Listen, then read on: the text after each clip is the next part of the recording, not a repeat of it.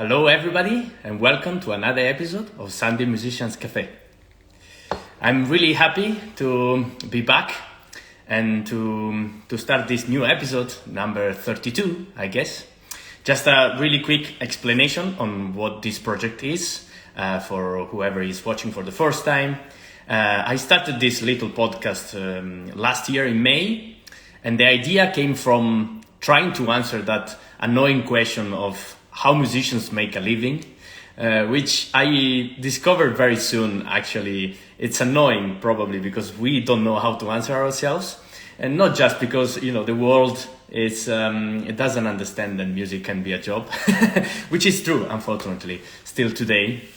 But ourselves are the first people that we have to try to understand how we can make a living in the music industry. So all my guests have been friends of mine or people that work in the music industry, showing us that there is no one way of doing the musician, of being a musician. So this is kind of the idea behind. I really hope, as usual, you're having a lovely Sunday afternoon, drinking your tea or cup of coffee like me.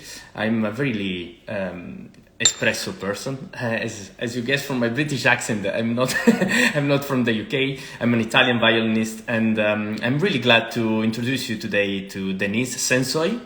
She's a fantastic violinist, recently featured in Classic FM. She played in 𝒕𝒉𝒊𝒏. I knew her since college, so Royal College, she studied there.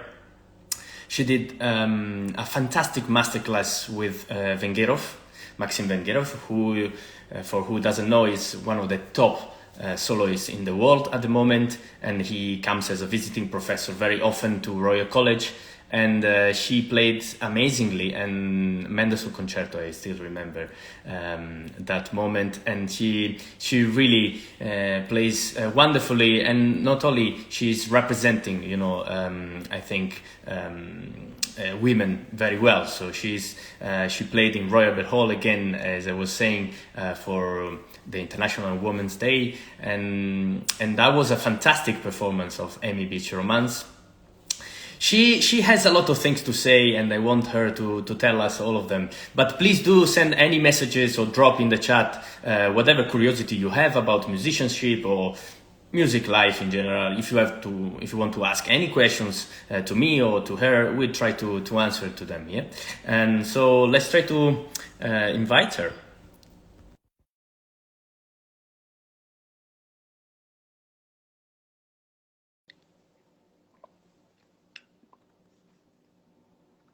See if everything works well. Hey, fantastic. Hi, How are you? All good? Yeah, thank you. Fantastic. Are you in London or in Turkey? Yes, I'm in London right now. Okay, very good. So good to see you. I think it's been quite long. I didn't see you live. We met 2 weeks ago for 2 seconds in Barcelona. Really? Yeah. Wait a second. Yes. Okay. Yeah, sorry, I forgot. I was still remembering that the masterclass with Vengerov, So for me, this is you. That was you. This is my encounter with you, was that one.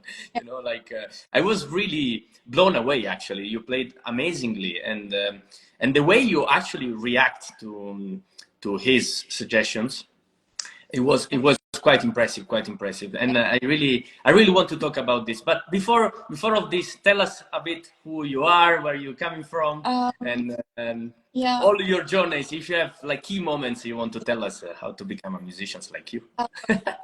I started the violin when I was around 5, 6, because my dad is also a violinist. He plays in orchestra. That's how I started. I was born in a small city in Turkey, and I studied there until high school. And then I moved to Ankara, which is the capital city of Turkey, and I studied high school for 4 years, and then I moved to Germany to start. Okay. I studied there around 3 years with one of the greatest violin teachers, I believe, Krzysztof Engin. He's Polish. And then COVID happened. Were you in Germany when COVID hit? When it happened, I was in Germany. Actually, I was visiting Turkey, and then I think there was a few days until my flight back to Germany, and they canceled the flights. So I had to cancel my concerts, and I stayed in Turkey. And then my whole life changed. Then that was the year that I started to visit UK. It was the first time I came to London. At first, I didn't come here to study. It was just for visiting. Okay. And because the lessons were online for 1 or even 2 years. Wait a second. You were already, sorry to interrupt you, but you were already enrolled to a university? Yeah, No. I was in Germany. I was on my 3rd year of bachelor. Okay. So you were finishing the bachelor there. I was finishing bachelor. And then because of COVID, lessons were online. So I thought, if I'm gonna be there, I was staying in a really small room with my best friend from high school. Went there together, and we were in one small room, which was super difficult. Yeah. So we thought, instead of being in like a little prison doing online lessons, and we won't even be able to go to school, I thought I would just come to London with a friend. And I was doing my lessons online from Germany, and I was living in London, which was actually really great. Yeah, so I was just a tourist in London. And then do you prefer very quick, let's see if you are on the UK side. I lived in Germany for 1 year as well. I studied in Berlin. And do you prefer Germany or UK? I mean, people who know me really know the answer to that, but I will be a bit softer now. I really like Germany. It has a really special side. But I would prefer London. I don't know. I mean, Germany was the #1 goal. Yes. Since I know myself. I don't know why it was like this, but since I started the violin, the goal was to go to Germany. This was the main goal. And when it happened, I realized that it wasn't the end. It was actually the beginning of everything. Yes. And also, sorry, I'm jumping No, it's okay. Yes, absolutely. No, it's okay.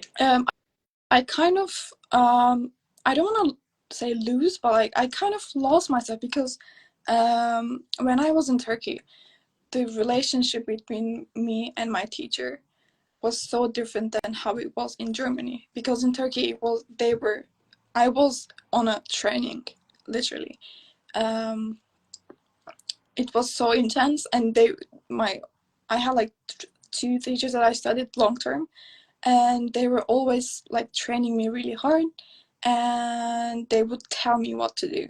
And when I came to Germany, I realized that the teacher is giving me ideas, and then it's all up to me how to do it and how to develop myself. So I kind of got relaxed a bit. Yes. Which wasn't really helpful. You felt free. I felt free. Yeah. So I think I kind of lost a bit of motivation of my time, which, I mean, I would normally regret, but I'm actually grateful that I think I had to live through those times to realize how important like self-discipline is.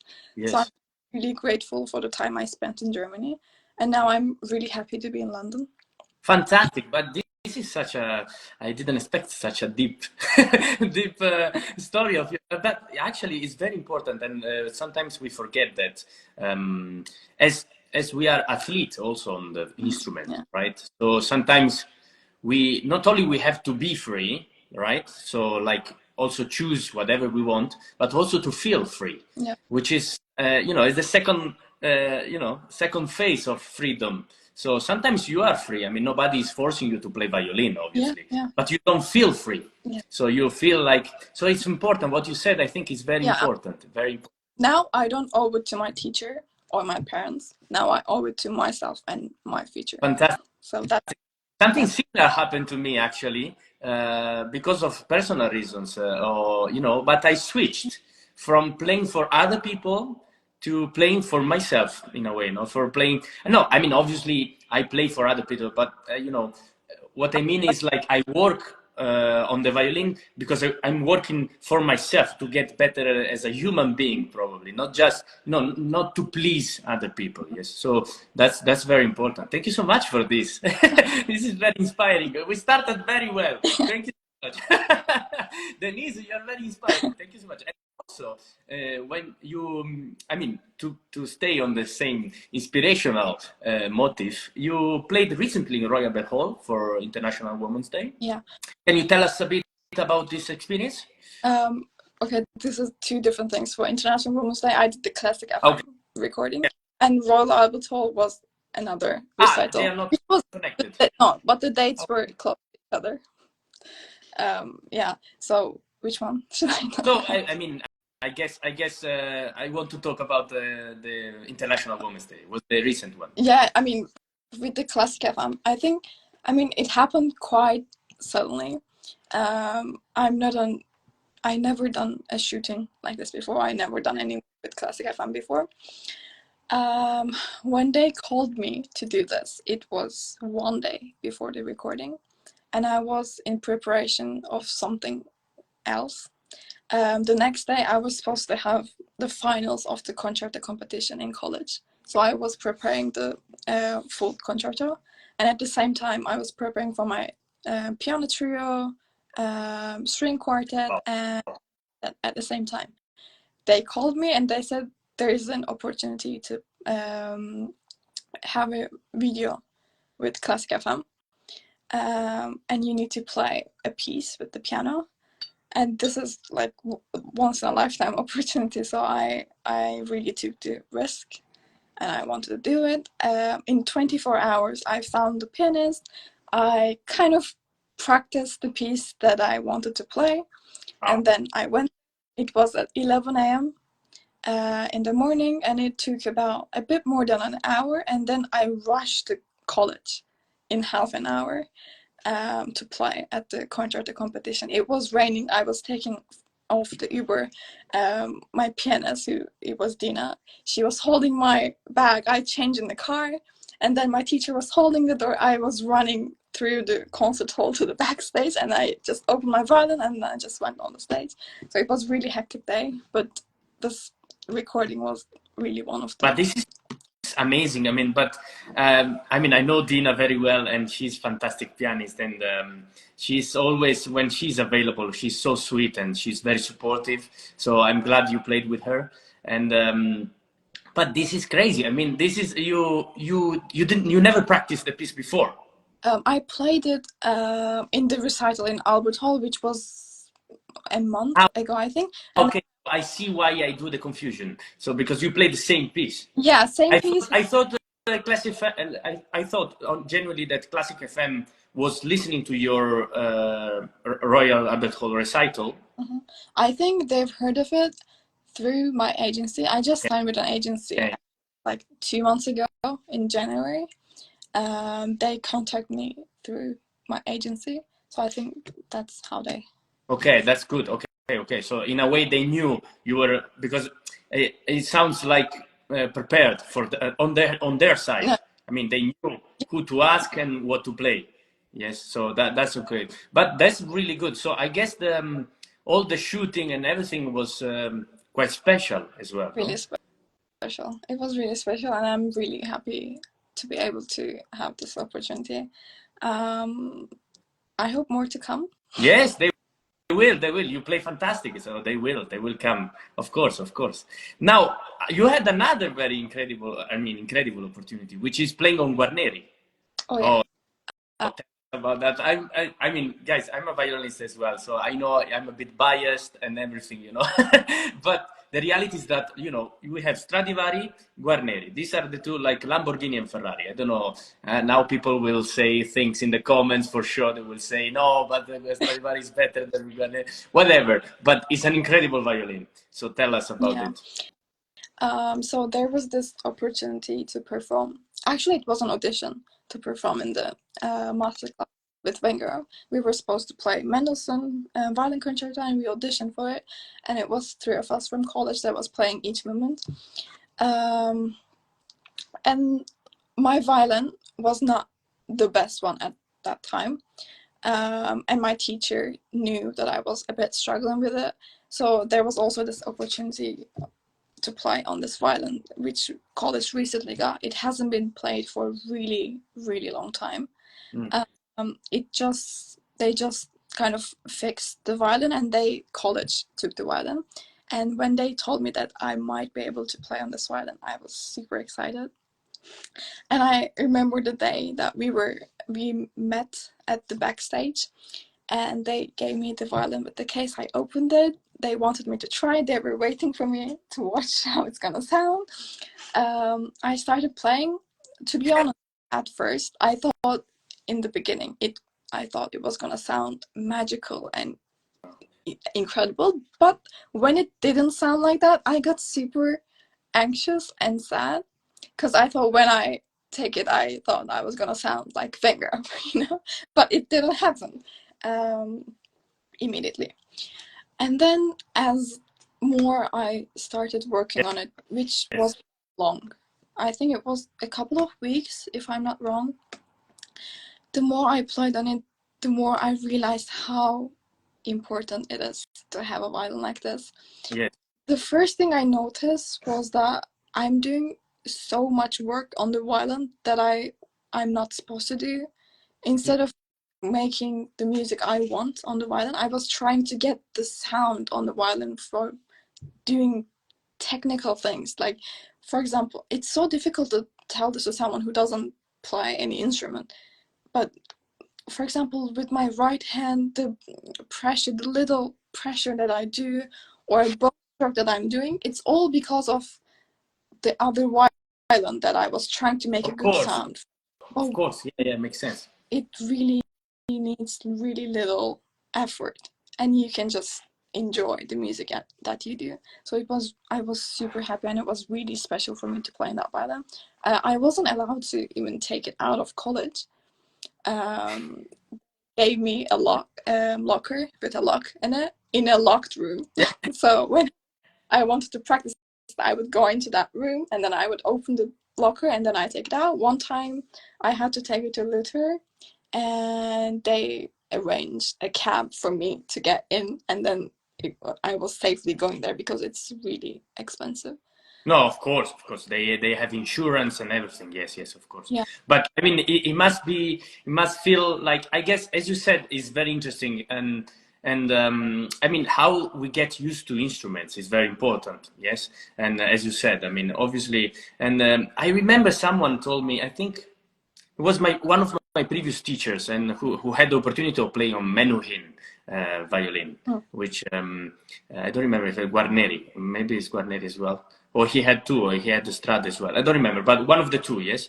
And he told me that he realized the violin would sound better if he would imitate like physically the motion of the bow, and the way he was holding the violin. He was imitating. The violin would sound better.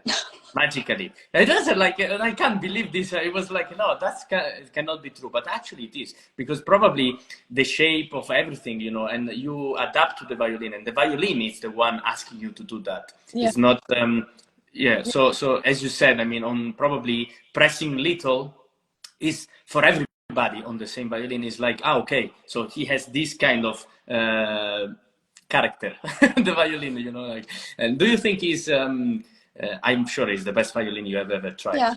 Yes. But anyway, really difficult to give it back. Have you ever tried the Strad? No, I've never tried. I feel like I really need a good violin, which would make my life so much easier. But it's really difficult to. I'm not even saying of purchasing a violin, which is impossible. No. Oh yes, of course. So it's really important that you find the violin that you're really comfortable with, and that really suits you and your character.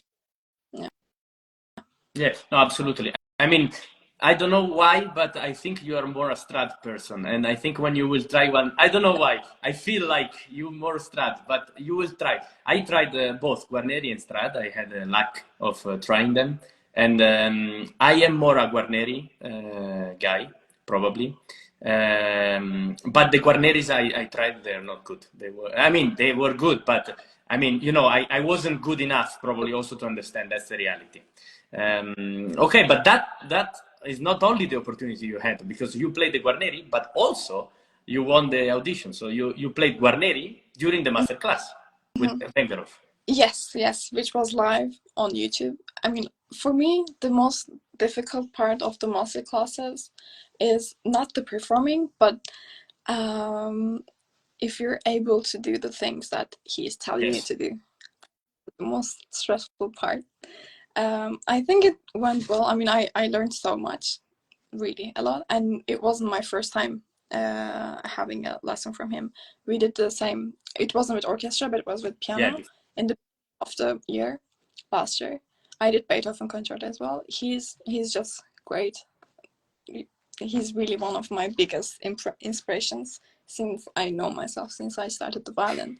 I was watching him on YouTube when I was really little, and when I first saw him in front of me, it felt like I knew him. He was always he was always there. Yeah, it was great. Amazing, amazing. Do you, I mean, this you can share or not if you want, but I'm very curious if he said different things the day before, not publicly, and things that are in the public is different way of teaching. Yeah. Yes, for Mendelssohn, with the one with the orchestra, we had a private lesson the day before, which was completely different than Yes, what we. It was really completely different. I In guess more technical as well when you're private. more Yeah. technical, he was super direct, and he was bombing with new information, which was incredible. It was really really intense, which was the day before, but I really tried to memorize everything he said and like try to really do the thing he said. And then the next day, the one with the orchestra, it was more like he's talking and we're just enjoying to Yeah. play together with the orchestra. I guess also is a good way to do the master class because in a way you break the ice in private, Yeah, and then you know public wants to see people enjoying and not just technical issues or whatever. You like know, so it's better. I think it's a good format. It's a very yeah, good. yeah, I think so as well. Yeah.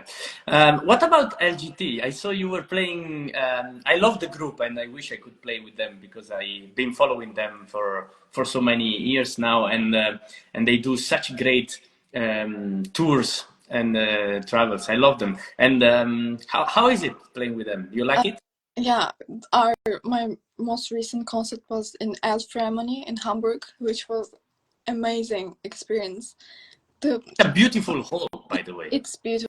Wow. The moment that you step on the stage, the applause coming from everywhere is just not. I can't describe. And I feel really lucky to be able to do this concert with LGT. The first time we met was last year in April. We were having a concert tour on the cruise, actually. It was from Singapore, Philippines, Thailand, Vienna. Wow. It was amazing. And that's how I met the founder of LGT, Alexander Gilman. And I'm still doing some concerts with them, and I'm lucky to be able to be in this group because they're really great. He's really great at finding people who are great musicians and also great people because we're spending 24/7 whenever we have a concert, and it's so important to have not to have a toxic environment, which I also experienced a few times before in other, for example, master classes or festivals, Yeah. which is not really supporting the musicians. But with LGT, it's really nice and chill environment. We make music, we have concerts in great venues, so it's really great. That's good. No, that's good. That's good. I think I'm too old to apply, but I wish I could. Yeah, yeah, yeah.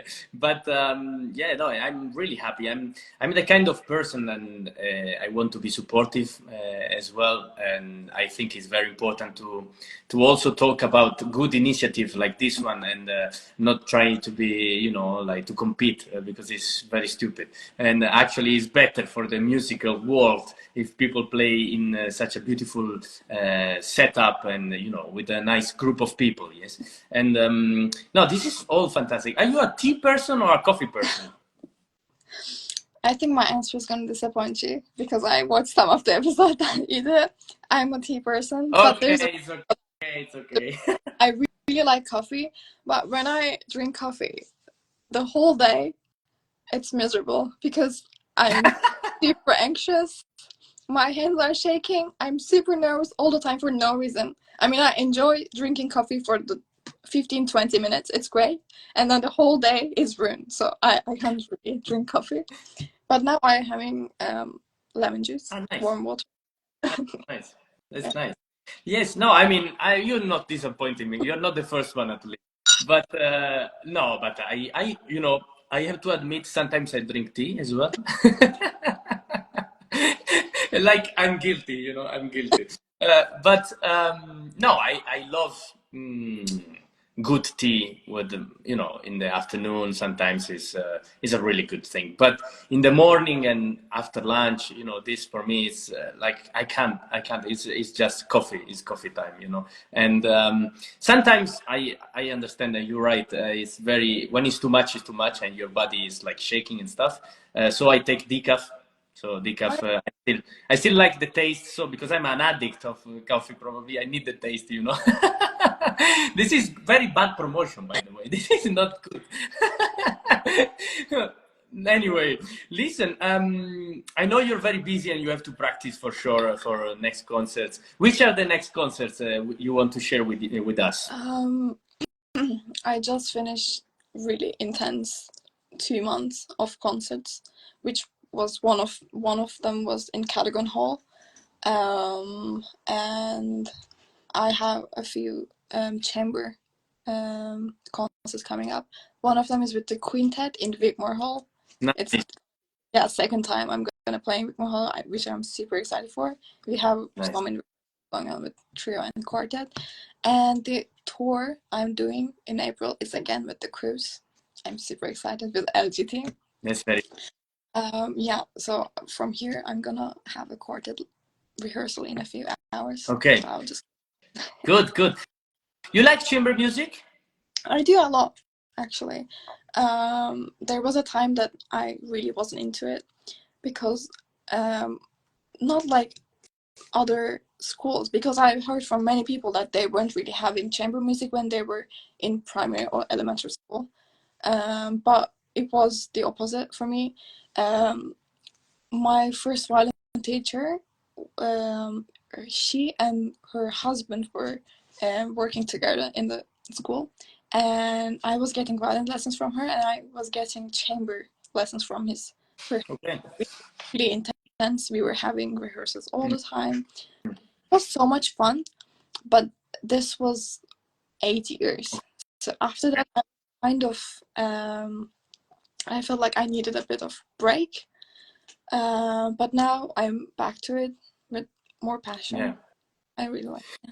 It happened to me similar, very similar. I had a quartet, a stable quartet in Italy for 8 years, and then everybody took their own ways. So I get kind of I only play solo because kind of it was traumatic, like to stop. And so I said, okay, if I'm not doing it at that level, I am not doing that at all. But then I went back, and now I like very much chamber music and try. Trios is fantastic. Trio, I think, is the best. I don't know what you think, but trio, I think, is the best setup. Um, I really enjoy playing piano Yeah. trios, and I find string quartets a bit more difficult because Yes. it's all strings and there's just so many things Yeah. to do. So I feel like it's a bit of more work, and trio, it still has a lot of work, but I feel like I can enjoy it a bit more often, maybe. Yeah. Yeah. I totally agree. I totally agree. I did quartet quite professionally, so it was like it's very stressful. I mean, intonation and bow strokes and you know, interpretation of the piece in quartet is crazy. Yeah. It's a cinema, you know. It's like Yeah. but the trio is you're right. I mean, also it's a bit more. You're more free. You're the only violinist, so in a way, you're more free of. Everyone is responsible of Yeah. their own, you know, but you don't, you know, you clash less, let's say. Yeah. Okay, I know you. I wanted to leave you because you're busy and you have to practice. And first of all, thank you so much for joining us today. And I really hope to see you soon in college, maybe to play together as well one day. Oh, why not? If you, I always ask this at the end of the every live. You are a very inspiring person, and you already told us many things that are going to inspire us.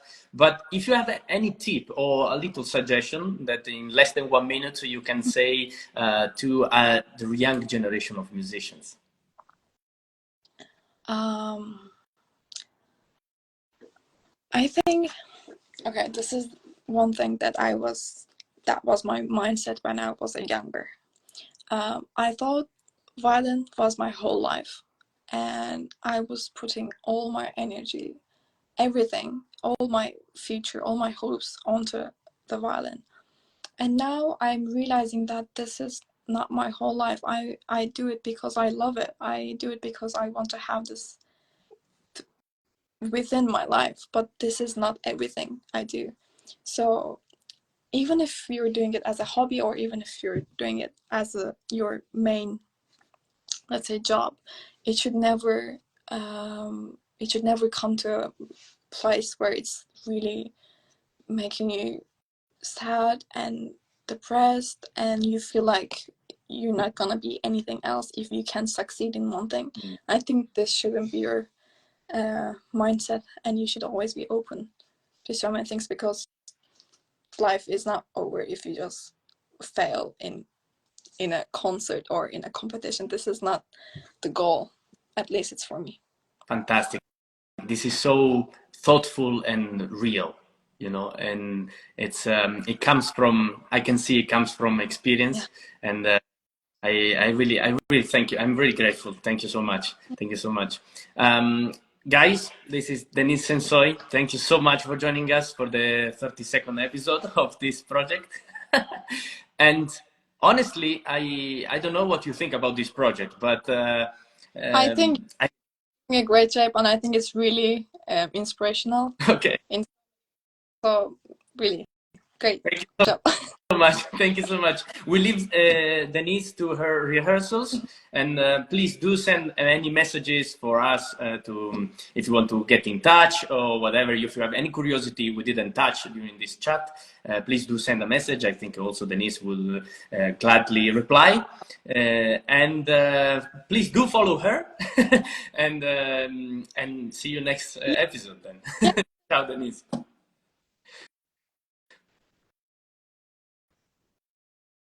Okay, what a wonderful episode with Deniz. She's amazing, as you can see. I mean, she's such a beautiful soul. And the last thing she said, I can see very good reactions from you guys, and I was touched, honestly. I mean, she's right. I mean, violin is not everything, and don't go ever in places where they make you sad.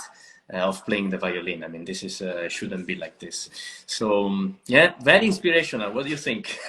Please do send any feedback if you also negative feedback. So if you want to correct, I have to correct anything. I'm really glad to do it, and you always help me to grow, and that's very helpful. Yeah. So guys, see you next episode.